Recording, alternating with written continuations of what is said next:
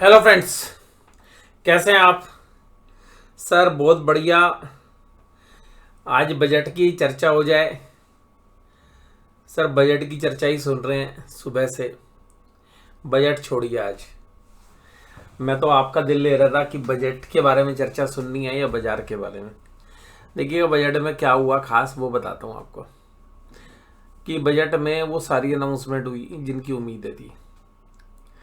Budget में मुझे neutral budget लगा, ना कुछ ज़्यादा ना कुछ कम।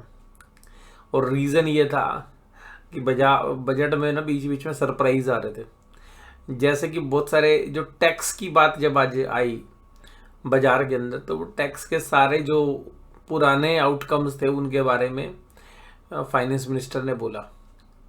और उस समय बाजार में हलचल हो गई, भाई अब तो टैक्स में कुछ होने वाला है, कुछ रिलीफ। क्योंकि वो जिस तरीके से बॉडी लैंग्वेज थी तो कुछ चीज़ें रिपीट थी और जो पुराने पिछले बजट में थी। बाकी जो एक्सपेंडिचर्स हैं वो जो गवर्नमेंट की पॉलिसीज है उसी के हिसाब से जो है गवर्नमेंट लगी हुई है और उसी के कंटिन्यूशन में ही काम होता रहेगा। इंफ्रास्ट्रक्चर के लिए एक अच्छा प्रोविजंस किया है, तो जो उम्मीद थी कि वो बजट जो है वो ठीक है, बोरोइंग्स कम करेंगे। लेकिन मुझे लगता नहीं बोरोइंग्स कम होंगी, क्योंकि बोरोइंग्स तो करनी ही पड़ेगी सरकार को अगर डेवलपमेंट करनी है तो। हालांकि जो बोरोइंग्स कम करने की उम्मीद से जो ईटीएफ हैं जो जनरली गवर्नमेंट बॉन्ड्स में इन्वेस्ट करते हैं, उसमें हाल तकरीबन आज आधा % की तेज़ी जरूर आ गई। आज हुआ क्या खास, अब वो बात करते हैं। बजट को एक बार साइड में छोड़ते हैं।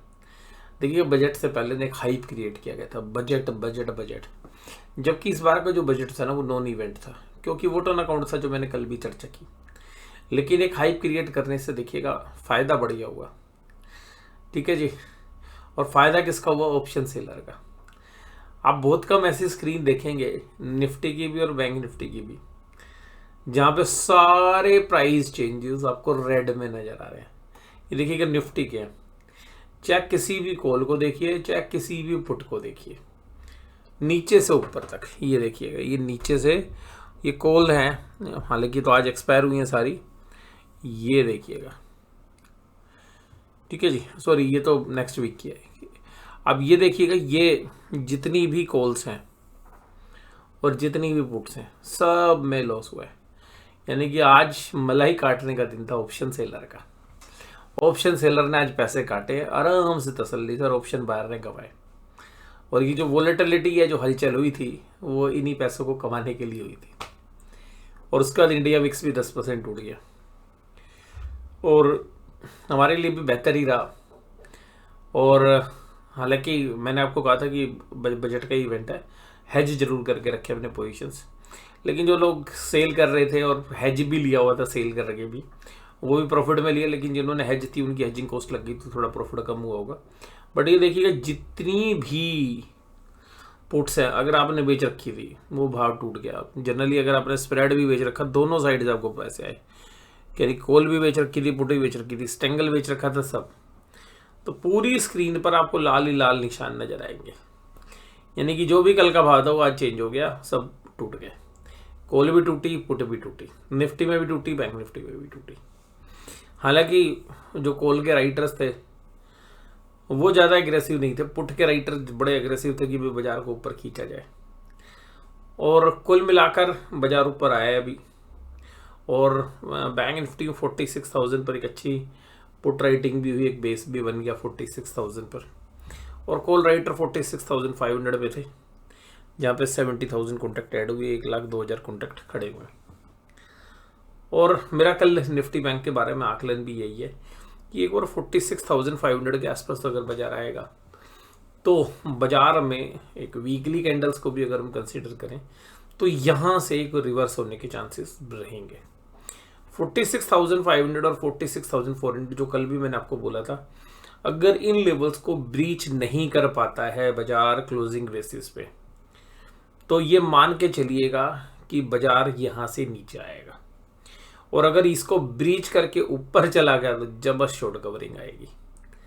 तो ये पूरा एरिया जो है एक अच्छा खासा सप्लाई जोन है, 46,400, 500, 600। लेकिन अगर फिर भी 500 के ऊपर क्लोज दे पाता है बाजार तो मंदी वाले सारे ट्रेडर फंस जाएंगे और फिर एक शॉर्ट कवरिंग आ सकती है। अब ये देखिएगा क्यों ऐसा मुझे लग रहा है। ये जो स्क्रीन पे आप चार्ट देख रहे हैं ये वीकली चार्ट है, हफ्ते का। और ये जो हफ्ते का जो चार्ट है, तो ये जो दो पहले हाइज थे वो यहीं पे थे 46,400 के आसपास। अब इन हाइज को तोड़ के बाजार जब गिरा तो एक बड़ी वीकली रेड कैंडल बनाई जो पिछले हफ्ते में थी, और उसके बाद अभी तक इस हफ्ते की जो कैंडल है अगर उसकी बात करें तो वो एक ग्रीन कैंडल है अभी तक, और शायद ग्रीन ही क्लोज हो। लेकिन अब ये जो कैंडल जहां पर जा रही है वो पिछले हफ्ते की जो कैंडल थी रेड कैंडल, उसके हाई के आसपास भी 46,400 500 का लेवल है। इसके अलावा जो रेजिस्टेंस है वो भी, तो एक अच्छी खासी जो हर्डल है वो 46,400 और 500 के बीच में मिलने वाली है।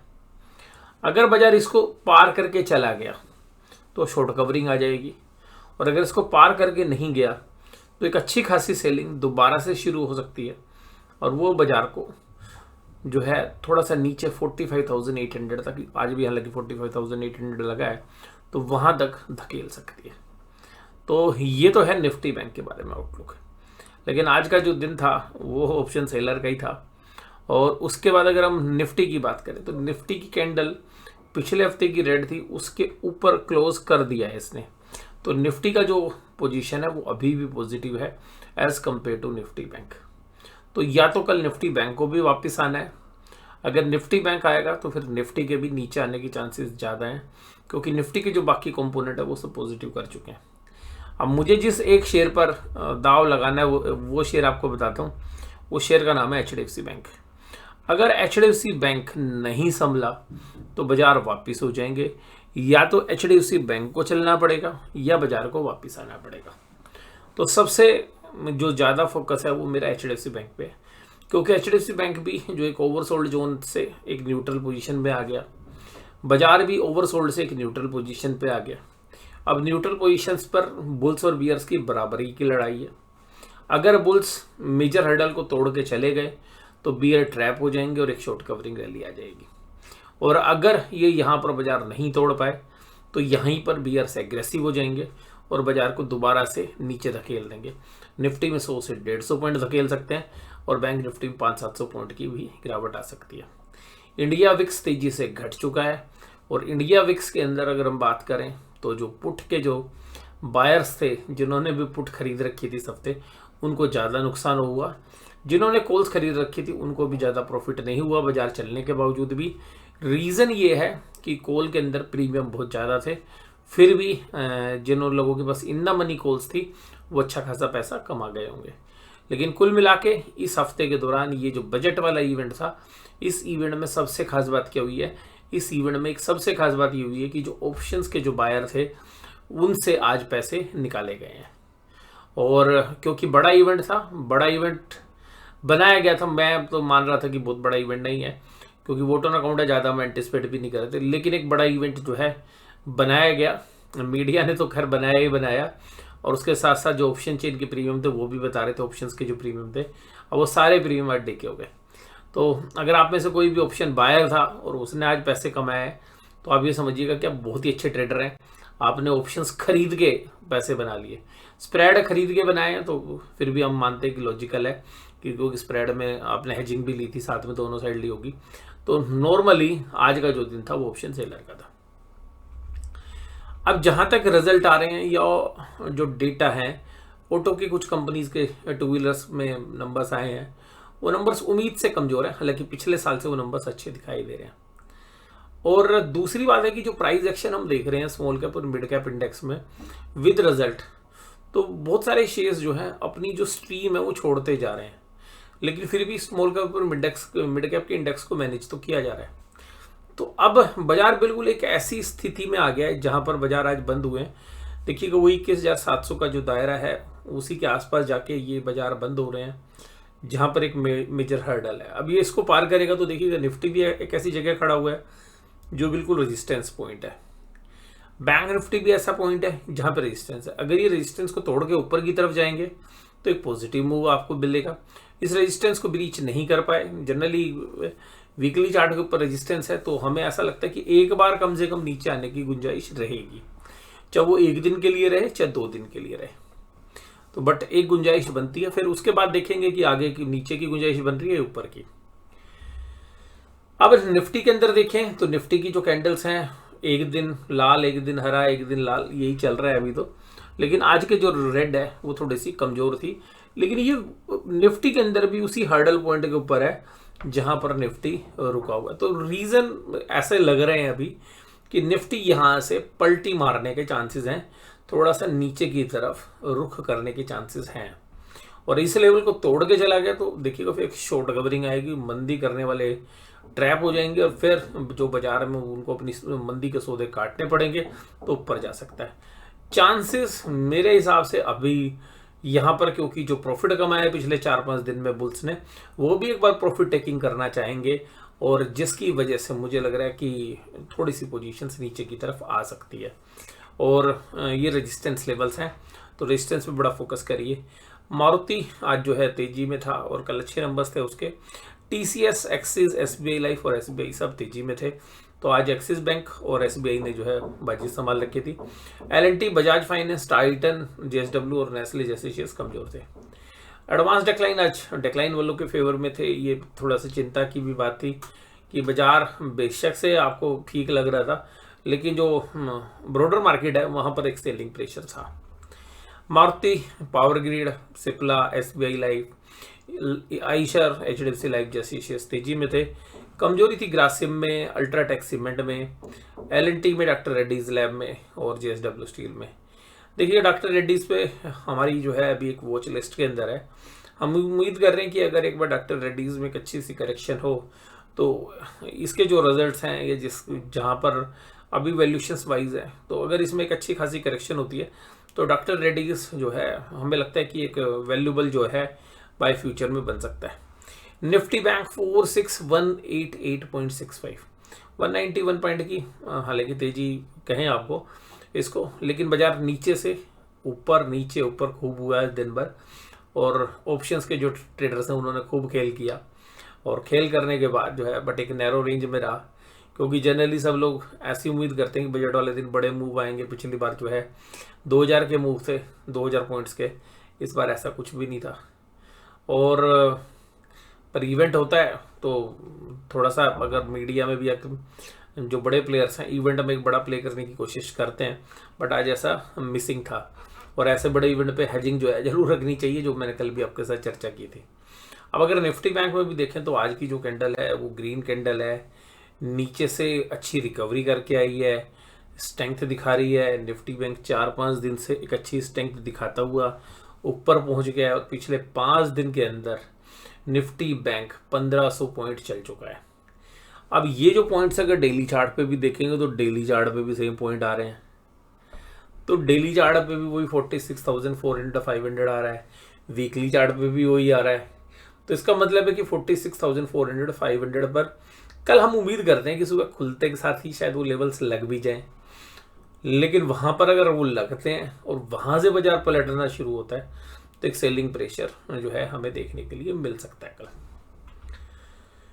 और इसके साथ साथ अगर हम बात करें कि भाई आज बैंकों में कहा था, बैंकों में तो देखिएगा मिला जुला था। आईडीएफसी फर्स्ट बैंक थोड़ा सा कमजोर था, बाकी तो देखिएगा पीएसयू बैंक्स में तो आज भी पीएसयू बैंक का जो इंडेक्स है आज वो काफ़ी तेजी में था, और पीएसयू बैंकों में आज अच्छा पॉजिटिव रुझान था। आज कुछ शेयर्स में देखिएगा ट्रेडर्स को ट्रैप किया गया, जिसमें सही मैं बताऊं तो आज आईआरएफसी का शेयर्स था तो इंट्राडे ट्रेडर्स ने ऊपर से शेयर्स को नीचे फेंक दिया। इसी तरीके से आईआरसीटीसी का जो शेयर्स था उसमें एक बजट की उम्मीद थी, तो उसमें मतलब इंट्राडे ट्रेडर्स ने क्या किया कि बाजार के अंदर जो इंट्राडे खेलते हैं सबको तेजी कराई, और फिर बाद में उसको एवरेज प्राइस के नीचे क्लोज कर दिया। तो ये होता है, और जनरली ये जो आईआरसीटीसी का शेयर मुझे याद है 3-4 साल पहले एक बजट था उसमें बड़ा अच्छा इसके अंदर जो है रिटर्न्स आई थी, और इंट्राडे में जो है काफ़ी पैसे बनाए थे लोगों ने। लेकिन वो लोग सोचते हैं कि वो पिछले साल वाला या जो पहले हुआ था वही होगा, बट ऐसा कुछ भी नहीं था। आज जो है लोग जनरली इंट्राडे ट्रेडर्स जो है इस तरीके के ट्रेड्स में ट्रैप हो गए। एफआईआईज आज क्या कर रहे हैं भाई, एफआईआईज ने आज भी बेच दिया माल 1889 करोड़ का, सॉरी 1879 करोड़ का। तो 1879 करोड़ का जो माल बेचा है 1879 करोड़ का, और वहीं पर डीआईज ने 872 करोड़ का जो है माल खरीदा है। तो डीआईज जो है बायर हैं, एफआईआईज आज सेलर हैं, कोई बहुत बड़ा अमाउंट तो है नहीं। एफआईआईज ने अपने इंडेक्स फ्यूचर्स कवर कर लिए, लेकिन ऑप्शंस फिर बेची हैं 44,009 और लगातार 2 महीने से ऑप्शंस बेचे ही जा रहे हैं। और आज स्टॉक फ्यूचर्स में पहले दिन की शुरुआत जो है फरवरी 1 की सेलिंग के साथ की 2000 करोड़ की, और ऑप्शंस भी 254 करोड़ की। एफआईआईज के डेटा कल काफ़ी कंफर्टेबल था, लेकिन आज फिर दोबारा से मंदी वाले दिख रहे हैं। ऑप्शन चेन में अगर हम ऑप्शन पुट कॉल रेशियो में अगर हम नज़र दौड़ाएं तो 0.72 पर है निफ्टी की, और देखिएगा आज इंडिया विक्स 10% टूट गया, और जब ये 10% टूटा तो अल्टीमेटली प्रीमियम टूटने ही थे, और मुझे लग रहा है इंडिया विक्स शायद अभी ये और भी टूट सकता है और इसी के आसपास रहे। पिछले 3-4 दिन में इंडिया विक्स में काफ़ी इंप्रूवमेंट थी। Put call ratio bank Nifty 0.7548 पे, तो ये न्यूट्रल रेशियोज हैं। थोड़ी सी गुंजाइश और हो सकती है कि ये 0.6 के आसपास भी चली जाए, तो वो उसी केस में जाएगी जब बाजार ऊपर से क्रैक होगा। तो पुट राइटर भी कॉन्फिडेंस नहीं दिखा पा रहे हैं, मतलब बाजार में अगर निफ्टी बैंक आज ऊपर गया तो भी पुट राइटर भाई क्यों नहीं आया आज, पुट राइटर का भी कॉन्फिडेंस नहीं है। पुट राइटर को भी लगता है कि यार ये जो रैली हुई है ये टेम्परेरी है, और पुट राइटर्स को भी लग रहा है कि बाजार एक बार क्रैक हो सकता है। डाउ जोन्स इंडस्ट्रियल एवरेज कल की गिरावट के बाद अभी आज 86 पॉइंट्स की तेजी में है। इसके साथ ब्रेंट क्रूड $81 पर ट्रेड कर रहा है। आज की वीडियो में बस केवल इतना ही। वीडियो में जुड़े रहने के लिए आपका बहुत बहुत धन्यवाद। Thank you.